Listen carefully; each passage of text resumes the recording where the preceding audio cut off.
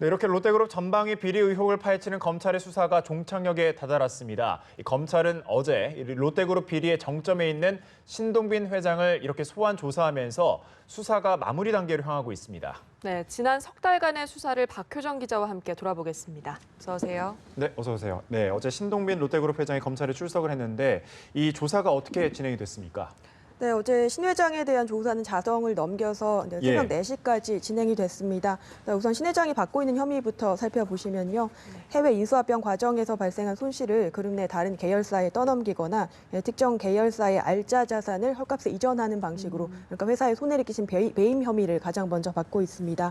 또 롯데건설이 최근 10년간 300억 원대 비자금을 조성한 그 정황을 검찰이 파악을 했는데 이 과정에서 신 회장의 지시가 있었을 거다 이렇게 의심을 하고 있습니다.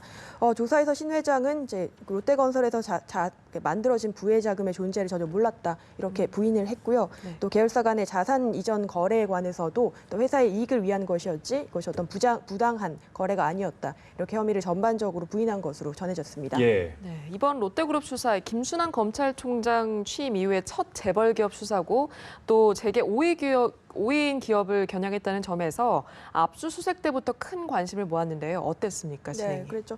일단 롯데그룹 수사는 지난 6월 10일 압수수색을 전격적으로 시작하면서 이제 본격화됐습니다. 수사관 200명이 투입이 됐고요. 신 회장의 자택과 집무실은 당연하고 또 계열사 여러 곳을 포함해서 모두 17곳을 압수수색했습니다. 당연히 수사는 속전속결로 진행이 됐고요. 그 과정에서 이제 주요 계열사의 비리도 드러났습니다. 롯데케미칼의 경우는 정부를 상대로 270억 원대 소송 사기를 벌인 혐의가 포착이 돼서 기준 전 사장이 구속이 됐고요. 또 이제 해외 원료를 수입하는 과정에서 일본 롯데물산을 끼어들입니다. 통행세를 지급하는 방식으로 수백억 원대 비자금을 만든 정황이 포착이 됐습니다. 또 롯데 홈쇼핑의 경우도 주요 계열사로 꼽히고 있는데요. 채널 재승인을 받는 과정에서 이제 공무원들의 금품 로비를 벌인 정황도 나왔습니다.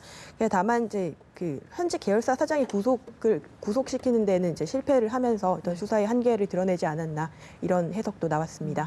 이 오너 일가의 각종 불법 행위도 수사 과정에서 속속 드러났는데 일단 그 롯데가의 맏딸 신영자 롯데장학재단 이사장이 총수일가 중에서는 가장 먼저 구속이 됐었죠. 네, 그렇습니다.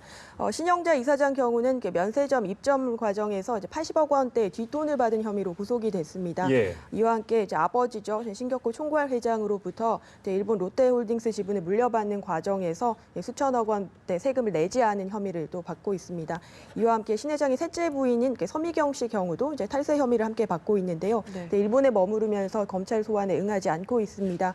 그래서 검찰은 이제 서 씨가 국내에 갖고 있는 부동산에 대해서 압류를 했고 또 여권을 무효화하는 강제 수사 절차에 들어간 상태입니다. 네, 사실 기업 수사에서 가장 관심을 끄는 게 비자금 조성 혐의잖아요. 초기만 해도 비자금이 수천억 원에 달할 것이다 이런 의혹이 있었는데 수사 후반으로 갈수록 좀 힘이 빠지는 느낌이 있었습니다. 네, 그렇습니다.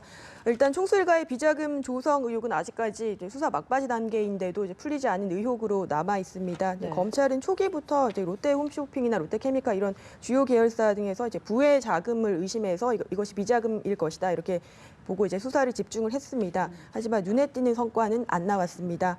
비자금 저수지로 지목됐던 롯데건설의 경우에도 총수 일가나 이제 정책본부와의 구체적인 연결고리를 찾지 못했습니다. 또 결정적으로 지난달 26일이죠. 그룹의 2인자로 통하는 이인원 부회장이 이제 극단적인 선택을 하면서 어떤 비자금을 찾아낼 결정적인 연결고리를 끊어지게 됩니다. 이제 검찰이 이제 극적인 돌파구를 마련해서 비자금을 찾아낼 가능성도 없지 않아 있지만 이달 말까지 수사를 마무리한다는 방침이기 때문에 좀 시간이 절대적으로 부족하지 않냐 이렇게 보고 있습니다. 또 그 관심을 모으는 게 제2롯데월드 인허가 비리 의혹인데 수사 초기에도 언론에서 여러 의혹을 제기를 했지만 전 정부 유력 인사들까지 검증이 됐었죠. 뜨거운 이슈였는데 이 또한 제대로 아직 규명이 되지 않은 게 아닌가 이런 생각이 들어요. 이 부분도 아쉬운 점으로도 남아 있는데요. 제2롯데월드 인허가 로비 의혹은 이제 이명박 정부의 유력 인사들을 겨냥할 것이다라는 점에서 아주 뜨거운 이슈로 꼽혔습니다. 초기에는 결국 이 제2롯데월드 인허가 비리를 지렛대 삼아서 전 정권의 어떤 실세들을 겨냥하고 줄 소환될 거다 이런 관측들도 무수하게 저희 언론들이 많이 제기를 했었는데요. 일례로 지난 7월에 장경작 전 호텔 롯데 총괄 사장입니다. 이제 출국 금지한 것으로 알려지면서 이 부분에 대한 수사가 본격화될 거다 이런 설도 나왔었는데요. 네. 하지만 이 비자금 수사가 지지부진하다 보니까 여기까지 나아가지 못했습니다. 근데 결국 결과적으로 보면 이제 제2롯데월드 인허가 부분은 수사 대상에서 제외된 이런 결론을 내리게 됐고요. 또 결정적으로 이제 롯데물산이 이제 제2롯데월드의 시행사였는데 롯데물산에 대한 압수수색조차 이뤄지지 않았습니다. 네, 전반적으로 수사 여건이 참 좋지 않았던 것 같은데 특히나 롯데 측이 조직적으로 증거 인멸을 해서 수사에 어려움이 좀 많았다고 하죠. 네. 수사 과정에서 또 롯데 측의 비협조적인 태도는 내내 논란이 됐습니다. 예. 네, 압수수색 당시에 롯데건설과 롯데홈쇼핑 등에서 증거인멸이 조직적으로 아주 광범위하게 일어났다고 수사팀에서도 많이 이야기를 했는데요. 예. 근데 대기업, 되게 오이지 않습니까? 대기업을 수사하면서 이런 경우는 처음이다. 이런 말까지도 했었습니다. 실례로 이제 압수수색 당한 것을 직감한 계열사에서 이제 전날에 하드디스크를 통째로 이제 빼 나가는 모습이 이제 저희 취재진한테 포착이 되고 예. 이런 수준이었거든요. 그렇기 때문에 이제 증거인멸 때문에 굉장히 어려웠단 말은 수사 내내 많이 회자가 됐었고요. 두 번째 난관은 이제 롯데그룹의 독특한 지배 구조에 있습니다. 이제 롯데가 한국과 일본의 두 나라에 걸쳐 있다 보니까 이제 지배 구조가 매우 불투명하고 또 복잡합니다. 이제 그러다 예. 보니 정확한 자금 흐름을 파악하는 데 있어서 한계가 있지 않았나 이런 해석도 나왔습니다. 네. 이제 그 총수 일가의 사법 처리만 남아 있다고 보여지는데 어떻게 보십니까? 네, 우선 싱가포르 총괄 회장과 또 장남이죠. 신동주 전 부회장의 경우에는 불구속 기소로 가닥을 잡았다는 관측이 일단 우세합니다. 네. 반면 롯데그룹 총수인 신동빈 회장의 경우에는 구속영장 청구 여부를 놓고 아직까지 수사팀이 많이 고심을 하고 있는데요.